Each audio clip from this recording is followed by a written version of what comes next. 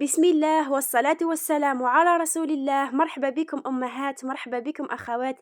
كي راكم دايرين؟ إن شاء الله يا ربي تكونوا كامل بخير وبصحة جيدة يا رب العالمين. جمعة مباركة. اليوم جيت وجبت لكم الوصفة تاع كوفيتير التشينا. كنت شاركت معاكم وصفة من قبل ودرت لكم على شكل براج براج يقعد محافظ على الشكل تاعو، وبزاف منكم طلبوا لي طريقة الاحتفاظ خارج الثلاجة يعني عادي كيما تاع المحلات، وطلبوا لي انه يكون مرحي. راني جيت نلبي لكم الطلب بتاعكم. شوفوا السر تاعو يخرج صافي دمعة بسم الله ما شاء الله. شوفوا لي مليح، صورت لكم بالتدقيق باه تشوفوا المصداقية تاع الوصفة. اول حاجة هنا رحت جبت حوالي كيلو تاع التشينا. هنا التشينا تاعي راهي صغيرة. بغيت نقول لكم حاجه، التشينا كي تكون حلوه ماشي راح تدي لكم كميه تاع سكر كبيره. كي تكون حامضه اللي هي تكون قارصه راح تدي لكم كميه تاع سكر. انا اليوم ماشي راح تدي لي السكر كامل على خاطر التشينا اللي راهي عندي حلوه ما شاء الله. اول حاجه نديروها نقلعوا هذيك الجلفه كامل اللي هي القشره تاع التشينا. والحاجه المهمه باه الكوفيتير تاعكم ما يجيكمش مر، لازم تقلعوا هذيك القشره البيضاء.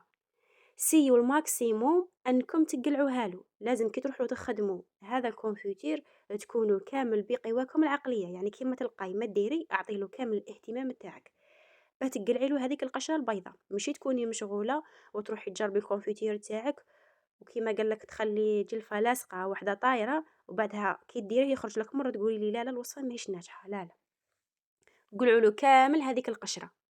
لازم القشره تتقلع ولازم الجلفه البيضاء هذيك تتقلع. وكي نقسموا الحبه تاعنا تاع التشينا لازم نقلعوا لها الزريعه تاع اللي هي العلفه تاع التشينا ثاني تطلق المروريه في الكونفيتير. هذا الصوالح لازم نقلعوهم كامل، لازم نتحصلوا على براج صافيين ما فيهم حتى حاجه. انا لهنا كل من نقشر حبه ونقلع لها كامل هذوك الصوالح اللي فيها اللي هما الشوائب، كما يقول لك فصصتها كامل كل فلق وحده وحطيتهم على جي حتى نكمل كامل التشينا تاعي. شوفوا حاجه سهله مهله ما تديكم لا وقت لا والو. نتحدى اي وحده تجرب هذه الوصفه وتقول لي ما نجحتليش، ونتحدى اي وحده تخليه خارج الثلاجه مده سنه كامله وتقول لي فسد لي. نتحداكم، رانا في يوم جمعه كما يقول لك يوم مبارك. وانا كي نقول لكم حاجه راني واثقه منها راني نقول.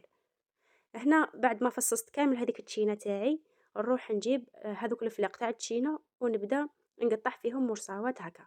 شوفوا، تبغوا تخلوها طيب عادي كيما نقولوا براج براج وبعدها تميكسيوها لكم الاختيار. انا ما نفضلش على خاطر الذوق تاعها يتبدل، تجي فيها نوعا ما البنه تاع المروريه، ولكن دائما نقول لكم باللي الاكل اذواق. انا نفضل اني نخلي التشينا تاعي هكا تقعد لي ما شاء الله بنه تشينا يقعد القوام تاعها ما شاء الله، وما مسير تاعها يخرج صافي عكس اللي تميكسوها. كنصيحة من عند اختكم ايمان ننصحكم انكم تخلوها هكا الشكل تاعها يجي شباب، يعني راهي كما نقولوا قريب مرحيه ماهيش كبيره لدرجه تاع انكم ترحيوها. ولكم الاختيار، يعني كل وحده حره وكل وحده كل وحده الذوق تاعها. هنا كل من نقطع العلفه اللي نصيبها نقلعها، العلفه اللي نصيبها نقلعها، ليسونسيال ناكد ونعاود نقلعوا الشوائب تاع التشينا. في هذه المرحله نحطوها في طاجين ونديروا عليها السكر. انا كيلو تاع التشينا دالي 2 كيسان تاع سكر هكا باه يكون عندكم علم خواتاتي. نخلط هذاك السكر مع هذيك التشينا مليح مليح ونغطي هذاك الطاجين ونخلي التشينا تاعي تبات ليله كامله. على بالكم باللي كي تبات التشينا راح تذوب كامل مع هذاك السكر وتطلق الماء تاعها. كيما على بالكم باللي التشينا فيها الماء بالبزاف، ما رانا رايحين نديرو فيها لا ماء لا حتى حاجه، رانا رايحين نطيبوها غير في الماء تاعها بتخرج لنا بنينه ويخرج لنا هذاك السيرو تاعها ثقيل ماشي يخرج مايه. شوفوا لهنا كي طلقت الماء، شفتوا خواتاتي تحسب زدت لها الماء وانا ما زدت لها لا ما لا والو، ذاب غير هذاك السكر وهي طلقت الماء تاعها. في هذه المرحله نحطها على نار كما نقولوا خفيفه ماشي متوسطه، نار خفيفه ونخليها تطيب في راحتها. بغيت نقول للاخوات اللي قالوا لي ايمان راكي تطولي علينا، بغيت نقول لكم خواتاتي انا ما رانيش نطول عليكم، راني نهار على نهار نحط لكم. معناتها نهار نحط ونهار ما نحطش، نهار نحط ونهار ما نحطش، هاكا باه نكونوا منظمين وكيما يقول لك نتلاقاو في وقت واحد. أما بالنسبة للأخوات اللي مهمش يلحقوهم فيديوهاتي، يمكن ما راكمش ضاغطين على هذاك الجرس بيلحقوكم الإشعارات التاوعي. ماذا بيكم أخواتاتي كيما يقول لك تتأكدوا وتشوفوا اللي راهي مأبونية واللي ماهيش مأبونية، مثلا اللي راهي دايرت لي متابعة واللي ماهيش دايرت لي، ولا راكم ضاغطين على هذاك الجرس ولا ما راكمش ضاغطين عليه. على خاطر بزاف أخوات قالوا لي يا إيمان الإشعارات ما راهمش يلحقوني، رانا حتى ندخلوا للقناة باش نشوفوك بلي حطيتي فيديو. المهم نرجعوا هنايا للوصفة. شفتوا كي تبدا تغلي لنا هذيك التشينه تاعنا، نقلعوا لها هذيك الرغوه اللي تكون من الفوق، نقلعوها لها مره ولا زوج ونخلوها تطيب على راحتها.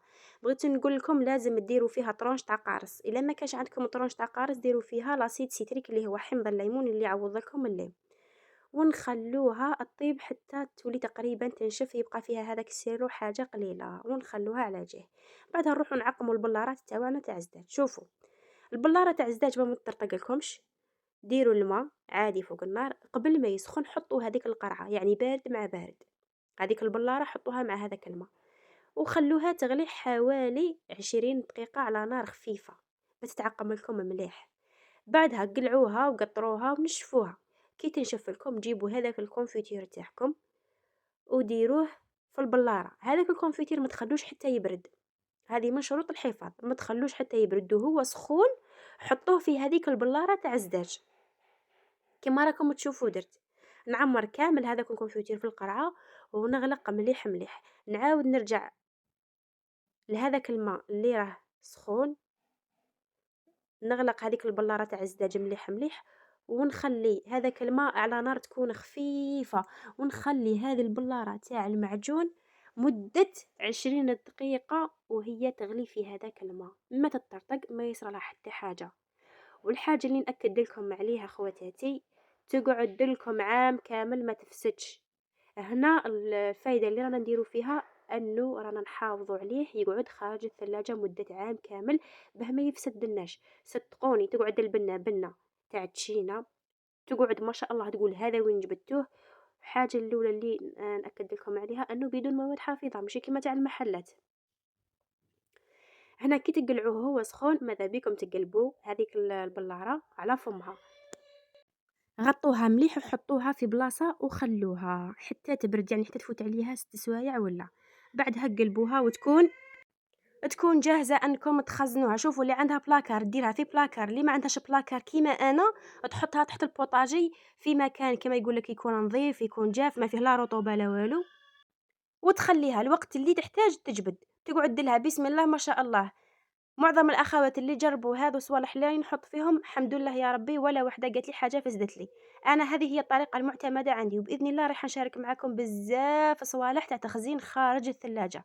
هذه سبيسيال للناس اللي ما تبغيش تخزن في المجمد ولا الثلاجه وتبغي تحافظ على هذيك الحاجه اللي تخزنها تقعد كيما هي بدون تجميد. وهنا نكون لحقنا للنهايه تاع الفيديو، انا ما عليا غير نقول لكم ما تهلاو في رواحكم ونتلاقاو في وصفه اخرى ان شاء الله. دمتم في رعايه الله وحفظه، مع السلامه. بغيت نقول لكم الاخوات اللي راهم يطلبوا من عندي وصفات رمضانيه قريبا نبدا نحط لكم كلش، رايحه نحط معاكم كلش اخواتاتي قبل رمضان الى ربي يطول العمر. شا قلت لكم نتوما قلتوا لي رمضان معاك راه رايح يفوت ما شاء الله، وانا بغيت نقول لكم باللي على بالي باللي رمضان تاع العام هذا عفوا راح يفوت معاكم من اروع ما يكون، احساسي راه يقول لي هكا.